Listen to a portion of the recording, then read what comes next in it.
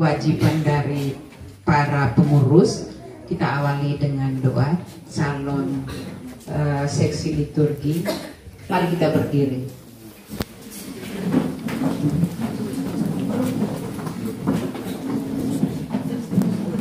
Marilah kita siapkan hati dan batin kita untuk menghadap Tuhan dalam doa. Dalam nama Bapa dan Putra dan Roh Kudus. Amin. Ya Allah Bapa yang Maha Kuasa, puji dan syukur kami sampaikan ke depan hadirat-Mu atas berkat dan perlindungan-Mu kepada kami, sehingga kami dapat berkumpul di tempat ini dalam keadaan yang sehat dan selamat. Sebentar lagi ya Tuhan, kami akan mengikuti pembekalan. Kiranya Engkau selalu melindungi kami agar semua dapat terlaksana dengan baik sesuai dengan kehendak-Mu. Namamu kami puji, kini dan sepanjang masa. Amin. Nama Bapa dan Silakan duduk, terima kasih. Bapak, Mama, serta saudara-saudari, pada kesempatan yang pertama izinkan saya untuk menyampaikan beberapa hal yang berkaitan dengan tugas dan kewajiban dari setiap kita yang sudah dipercayakan oleh umat untuk menjadi pengurus lingkungan atau pengurus KUB.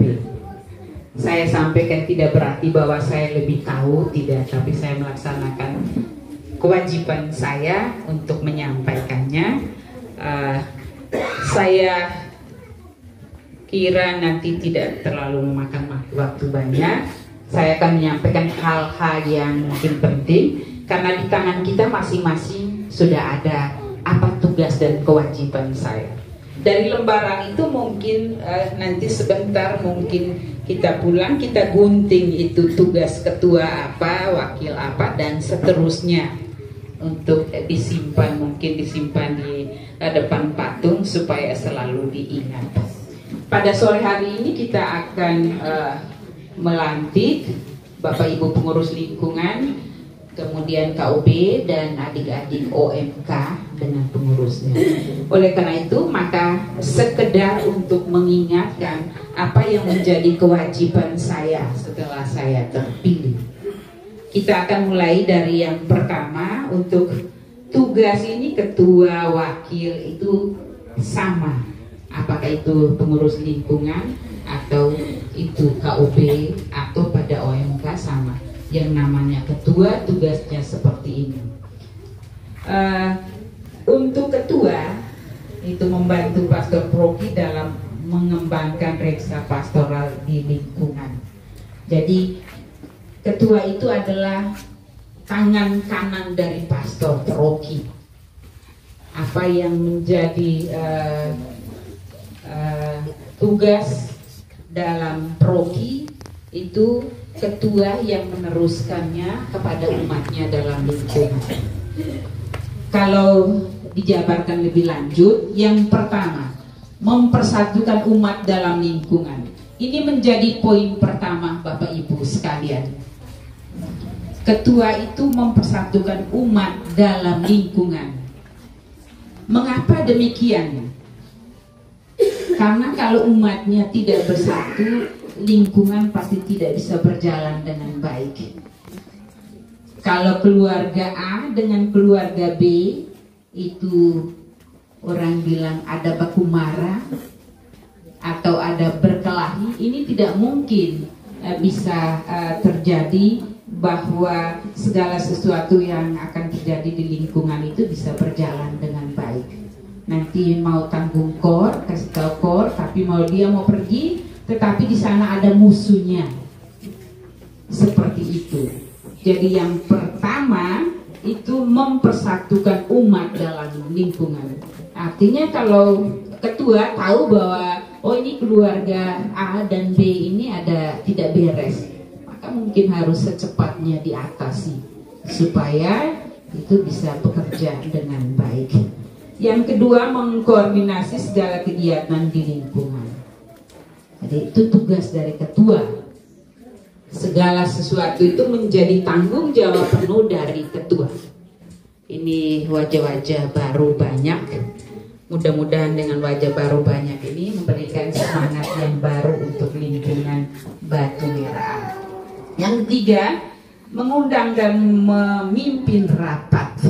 Jadi kewajiban KUB, ketua lingkungan adalah mengadakan rapat. Rapat setidaknya dilakukan dengan mengundang para pengurus KUB. Lingkungan itu tidak berjalan karena salah satu faktornya adalah tidak pernah ada buat pertemuan, sehingga apa yang datang dari atas tidak bisa diteruskan kepada umat yang ada pada kelompok umat basis. Jadi kalau ada hal-hal yang harus diputuskan bersama, maka haruslah dibuatkan rapat dalam lingkungan dengan mengundang para pengurus KUB. Tentunya juga melibatkan para anggota OMK. Merancang dan melaksanakan, memonitor dan mengevaluasi kegiatan pastoral lingkungan. Kemudian menjalin kerja kemitraan dengan pihak-pihak yang terkait dalam lingkungan. Jadi misalnya dalam lingkungan kita ada orang yang mempunyai potensi tertentu, kita bisa menjalin kerjasama dengan keluarga atau orang yang bersangkutan. Yang kedua, wakil ketua itu membantu ketua dalam mengembangkan reksa pastoral di lingkungan. Membantu ketua.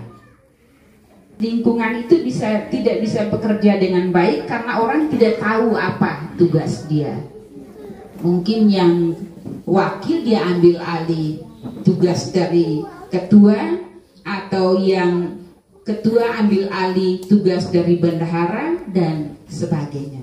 Ini yang sangat berbahaya. Jadi wakil itu membantu bersama ketua lingkungan mempersatukan umat sama ya. Jadi jangan wakil bilang oh itu kalau keluarga bermasalah itu tugasnya ke ketua, tapi tidak, harus bekerja sama. Dan diharapkan tidak ambil alih kalau tidak ada mandat dari ketua. Jadi wakil itu jangan serta-merta langsung dia dengar sesuatu langsung dia buat tanpa konsultasi dengan ketua. Ini tidak diharapkan seperti itu. Kemudian menghadiri rapat dalam lingkungan, tentu memimpin rapat. Jadi kalau misalnya ketuanya berhalangan, maka bisa diberikan wewenang kepada wakil untuk memimpin rapat. Atau memang ketuanya hadir tapi pada saat itu kondisi kesehatannya mungkin tidak memungkinkan, maka dia bisa memberi itu kepada wakilnya. Yang ketiga, sekretaris itu membantu ketua dalam urusan administrasi dalam lingkungan. Membuat konsep surat dari lingkungan. Buat konsep. Konsep artinya sesuatu yang belum disetujui. Setelah buat konsep, baru disodorkan kepada ketua lingkungan untuk disahkan atau ditandatangani atau disetujui. Jadi jangan serta-merta sekretaris dia habis buat konsep, dia menganggap bahwa sudah benar, sudah betul menurut dia tidak butuh lagi ketua. Tidak seperti itu. Jadi sekretaris membuat konsep kemudian diserahkan kepada ketua untuk ditandatangani. Kemudian membuat notulen rapat lingkungan. Bapak Ibu, notulen ini sangat penting. Sekretaris. Jadi sekretaris itu orang bilang dapurnya suatu organisasi, sesederhana apapun itu ada pada sekretaris.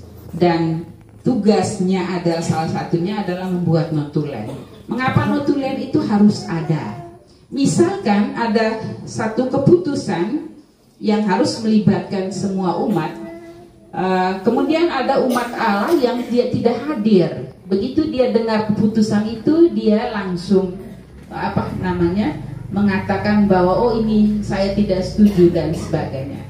Ingat, apa yang diputuskan dalam rapat itu tidak bisa. Kalau konsekuensinya, kalau tidak hadiran kau harus terima apa yang menjadi keputusan. Kalau dia masih berontak, sekretaris tinggal tunjuk ini notulennya ini, rapatnya bulan sekian, tanggal sekian, tahun sekian, persetujuannya seperti ini. Maka kita harus ikut karena kita berada di dalam lingkungan. Kemudian membuat laporan kegiatan pastoral lingkungan. Jadi setelah melakukan suatu kegiatan, maka sekretaris membuatkan laporan. Bendahara membantu ketua dalam urusan keuangan dalam lingkungan. Nah, ini bendahara ini uangnya biar sedikit, tetapi administrasinya harus jelas. Harus jelas, tidak bisa terima habis uang dia tidak catat, dia bilang oh simpan dulu, nanti dulu bercatat, nanti akan lupa. Mungkin salah satu faktor yang membuat umat agak malas untuk menyetor sumbangan pembangunan misalnya, karena memang administrasinya tidak jelas. Dan diharapkan untuk bendahara uang lingkungan itu jangan satu dompet dengan uang keluarga, harus terpisah. Mengapa demikian? Ini yang bendahara bapak-bapak kan? Oh, bersyukurlah. Mengapa demikian? Karena di lingkungan lain itu banyak yang ibu-ibu. Kami ibu-ibu itu biasanya kalau misalnya garam sudah tidak ada, oh ambil tahan. Atau minyak tidak ada lagi, oh ambil tahan. Ambil tahan dan habis uang umum. Jadi ini sangat tidak diharapkan. Bapak bendahara, yang bendahara bapak, bukan mama, bukan istri. Jadi ini tolong diperhatikan, sederhana. Tentu ada yang mengatakan, uang lingkungan ini berapa banyak. Jangan seperti itu. Karena tugas dari bendahara itu adalah mencatat uang masuk, mencatat uang keluar secara jelas, sehingga tidak menimbulkan kecurigaan. Jadi tugas bendahara itu mengusahakan dana untuk menunjang kegiatan pastoral lingkungan. Ini tugas bendahara. Kemudian menerima, membukukan, dan menyimpan keuangan lingkungan. Menerima, membukukan. Jadi bukan hanya menerima saja, tapi membukukan, artinya mencatat berapa uang masuk, berapa uang keluar. Saya kira kalau bagusnya pasti ada WA group lingkungan. Mungkin bendahara itu dia bisa buat laporan keuangan, kemudian dikirim via WA group untuk dibacakan oleh pengurus, oleh seluruh umat dalam lingkungan. Jadi bendahara tolong memperhatikan hal-hal yang sederhana kelihatan. Kemudian mengeluarkan keuangan lingkungan dengan persetujuan ketua. Jadi kesekeluar uang itu tidak asal kesekeluar, harus melalui ketua. Karena bendahara itu di bawah. Yang kepalanya adalah yang mengkoordinir secara keseluruhan adalah ketua. Dan jangan satu umat Allah datang pinjam, bendahara saya pinjam uang dulu. Ini kebiasaannya tidak betul, tidak baik. Jadi jangan coba-coba minta pinjam keuangan keuangan lingkungan. Kemudian membuat laporan keuangan, tadi saya bilang mungkin yang paling sederhana, misalnya bulan ini terimanya apa-apa saja, kemudian di posting melalui WA group untuk bisa diketahui oleh semua umat. Kemudian yang berikut, tugas dari koordinator urusan pembinaan iman itu membantu ketua dalam urusan pembinaan iman umat di lingkungan, meliputi kitab suci, katekese, KKI, karya misioner, panggilan seminar. Ini bagian dari bidang pembinaan iman. Mengatur, merencanakan, melaksanakan, memonitor, mengevaluasi kegiatan pembinaan dan perayaan iman di lingkungan. Jadi kalau ada misa misalnya, maka ini tugas dari koordinator urusan pembinaan iman yang tentunya bekerja sama dengan seksi liturgi di dalamnya. Atau kalau ada kegiatan di KSN maka bekerja sama dengan tim katekese.